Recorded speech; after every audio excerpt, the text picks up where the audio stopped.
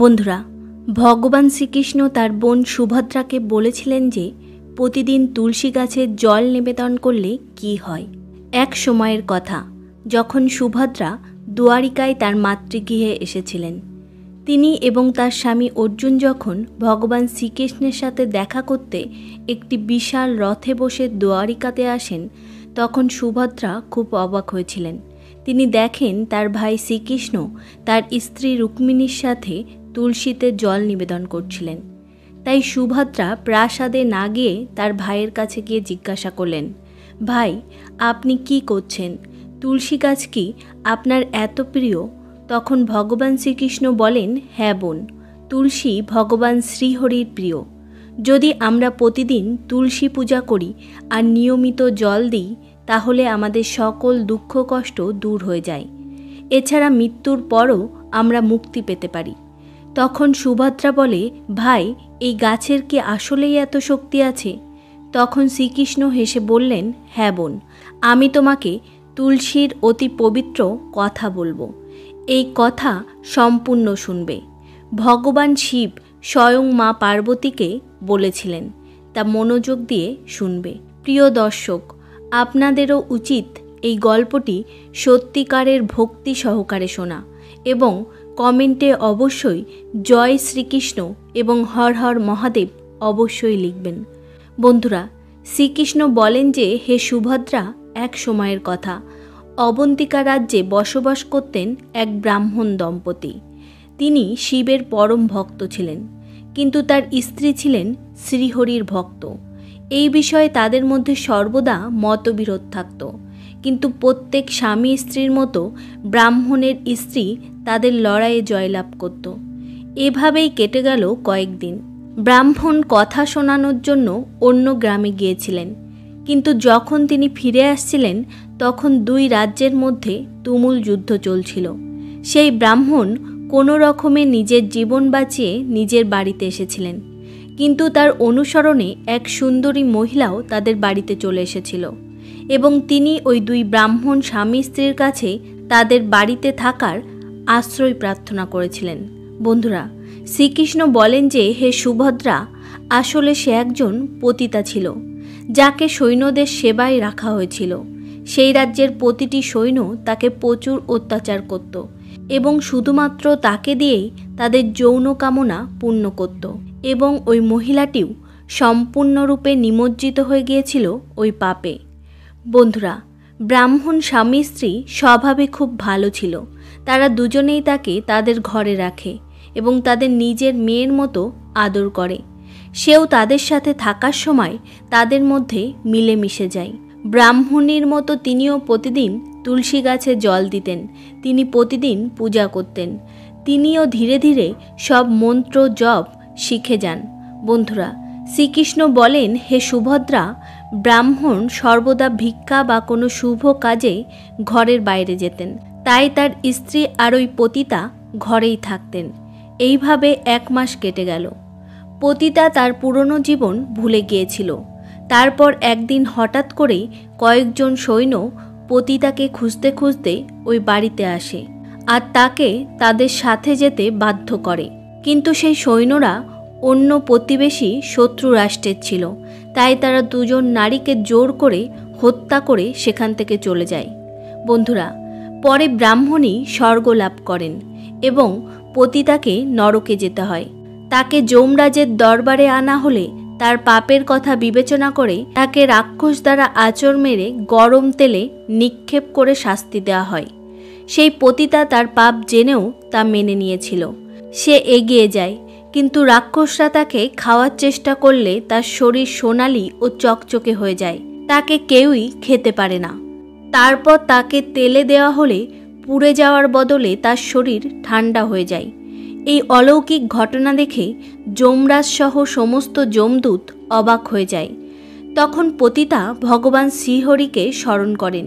বন্ধুরা, শ্রীকৃষ্ণ বলেন, হে সুভদ্রা, ভগবান শ্রীহরি স্বয়ং সেখানে আবির্ভূত হন এবং তার সাথে সমস্ত দেবতারাও সেখানে উপস্থিত হন। বন্ধুরা, সেই সময় ভগবান শ্রীহরি যমরাজ ও সমস্ত দেবতাকে তুলসীতে জল নিবেদনের গুরুত্ব ব্যাখ্যা করেছিলেন এবং বলেছিলেন যে প্রতিদিন তুলসীর পূজা এবং মন্ত্র উচ্চারণ করলে একজন ব্যক্তি সমস্ত পাপ থেকে মুক্ত হন, তিনি বৈকুণ্ঠ লোকে যান। যে ব্যক্তি কার্তিক মাসে আমাকে তুলসীপত্র নিবেদন করেন সে 10,000 গরুর দান করার পুণ্য লাভ করে। যে ব্যক্তির কোনো সন্তান নেই সে পুত্র সন্তান লাভ করে। রোগাক্রান্ত ব্যক্তি রোগমুক্ত হয়, ভীতু ব্যক্তিও নির্ভীক হয় এবং পাপীও সকল পাপ মুক্ত হয়। বৈকুণ্ঠ যেমন দেবী লক্ষ্মীর কাছ থেকে ঐশ্বর্য লাভ করে, তেমনি তুলসীর কারণে বৈকুণ্ঠ পবিত্রতা লাভ করে। পৃথিবীর যেসব জায়গায় তুলসী গাছ থাকবে সেই জায়গায় মন্দ কখনো বাস করবে না, সেই স্থানটি সবচেয়ে পবিত্র হবে। যদি একজন ব্যক্তি তার জীবনে একবার তুলসীকে জল দেয় তার সমস্ত পাপ ধ্বংস হয়ে যায়। বন্ধুরা, শ্রীকৃষ্ণ বলেন যে হে সুভদ্রা, তুলসীর মতো পবিত্র পৃথিবীতে আর কোনো উদ্ভিদ নেই। যে মহিলা প্রতিদিন তুলসীর পূজা করেন তিনি সর্বদা ভাগ্যবান হন। যে ব্যক্তি মৃত্যুর সময় মুখে তুলসী পাতার জল পান করে সে সমস্ত পাপ থেকে মুক্ত হয়ে বৈকুণ্ঠ লোকে যায়। এই তুলসীকে বিষ্ণুপ্রিয়াও বলা হয়। প্রতিদিন তুলসী পূজা করে তুলসী গাছের জল নিবেদন করলে পরিবারের দারিদ্রতা থাকে না, সেই বাড়িতে মাতা লক্ষ্মী ও ভগবান বিষ্ণুর আশীর্বাদ থাকে। ঘিয়ের প্রদীপ, ধূপ, সিঁদুর, চন্দন, নৈবেদ্য ও ফুল ইত্যাদি দিয়ে তুলসীর পূজা করলে নানাবিধ কষ্ট দূর হয়, সমস্ত জন্মের পাপ বিনষ্ট হয় এবং ব্যক্তি সুখ ও সমৃদ্ধি লাভ করে। শাস্ত্রমতে যে বাড়িতে তুলসী গাছ সবসময় সবুজ থাকে সেই বাড়িতে সুখ, শান্তি ও সমৃদ্ধি থাকে। যদি আপনার বাড়িতে তুলসী থাকে তাহলে সুখ, শান্তি ও সমৃদ্ধির জন্য তুলসী মাকে চূর্ণি নিবেদন করা উচিত। প্রায়শই লোকেরা বাড়িতে একটি তুলসী গাছ লাগান, কিন্তু তারা মা তুলসীকে চূর্ণি অর্পণ না করার ভুল করে, যার কারণে তারা তুলসী রোপণের শুভ ফল পায় না। সর্বদা মনে রাখবেন, তুলসী গাছ চূর্ণি ছাড়া অসম্পূর্ণ। তুলসী শুধু একটি গাছ নয়, তিনি একটি দেবী, বিষ্ণুর স্ত্রী। আমরা তাকে আমাদের মা বলে মনে করি, তাই তুলসীকে চূর্ণির নিবেদন করতে হবে। তুলসীতে সবুজ, হলুদ বা নীল রঙের চূর্ণি দিতে পারেন। বন্ধুরা, কেউ কেউ জেনে বুঝে তুলসীর কাছে এমন জিনিস রাখেন যা তুলসীর অপমান করে। তুলসী গাছ খুবই সংবেদনশীল, এর ভালো যত্ন নিতে হবে, তবেই এর শুভ ফল পাওয়া যায়। তাই তুলসী গাছের কাছে গালিগালাজ করা উচিত নয়। ভুলেও তুলসীর কাছে অবাঞ্ছিত জুতো ও চপ্পল রাখা উচিত নয়, এটি একটি পাপ হিসেবে বিবেচিত হয়। তুলসী গাছের কাছে থুতু ফেললে অনেক ক্ষতি হয়।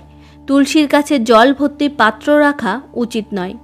তুলসী গাছের কাছে প্রদীপ জ্বালানোর পর সেখান থেকে প্রদীপ নিভিয়ে দিতে হবে, কারণ তুলসী গাছের নিচে নিভে যাওয়া প্রদীপ রাখা অশুভ বলে মনে করা হয়। যে স্থানে একটি তুলসী গাছ আছে সেই জায়গা সবসময় পরিষ্কার রাখতে হবে। তাই নিয়মিত তুলসী গাছের চারপাশে পরিচ্ছন্নতা আর যত্ন নিতে হবে। তুলসীর কাছে শিবলিঙ্গ ও গণেশের মূর্তি রাখা উচিত নয়। এছাড়াও তুলসী গাছের পাত্রে অন্য কোনো গাছ লাগানো অশুভ। তুলসী গাছের কাছে কাপড় শুকানো উচিত নয়, তা না হলে জামা কাপড় থেকে নোংরা জল তুলসী গাছে পড়তে পারে। খেয়াল রাখবেন, তুলসী পাতা যেন নখ দিয়ে ভেঙে তুলবেন না, এতে তুলসীকে অপমান করা হয়। তুলসী পাতা শুকিয়ে পড়লে ওই পাতাগুলো আবর্জনার মধ্যে ফেলা উচিত নয়। ওই তুলসী পাতা ওই তুলসী গাছের মাটিতেই পুঁতে দেওয়া উচিত। রবিবার তুলসী পাতা ছেঁড়া উচিত নয় এবং রবিবার তুলসীকে জল দেওয়া উচিত নয়। অন্যান্য দিনগুলিতে তুলসীকে সকালে জল দেওয়া উচিত এবং সন্ধ্যায় একটি প্রদীপ জ্বালানো উচিত। প্রায়শই মহিলারা চুল খোলা রেখে স্নানের পরে তুলসীতে জল অর্পণ করেন, এটা অন্যায়। মহিলাদের সবসময় চুল বেঁধে কপালে সিঁদুর লাগিয়ে তুলসীতে জল দিতে হবে, এর দ্বারা তুলসীর আশীর্বাদ পাওয়া যায়।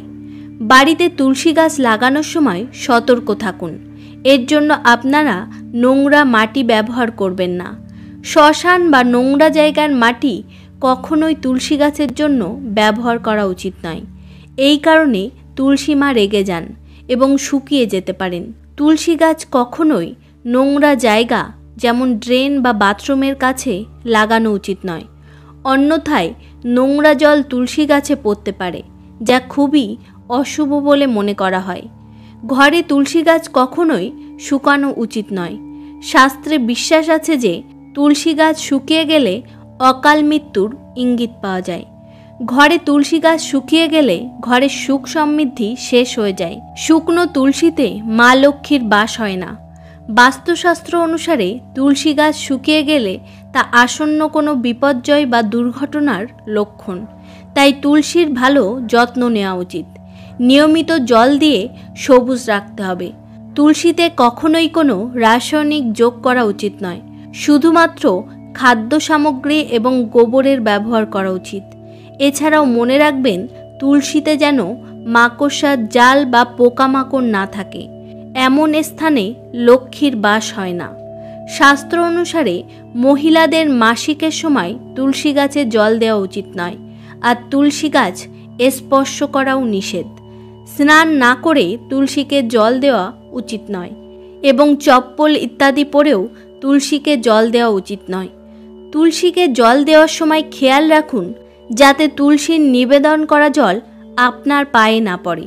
শ্রীকৃষ্ণ বলেছেন, প্রতিদিন তুলসী দর্শন করলে ব্যক্তি স্বর্গ লাভ করে এবং তুলসী পাতা সেবন করলে তার সমস্ত পাপ বিনষ্ট হয়।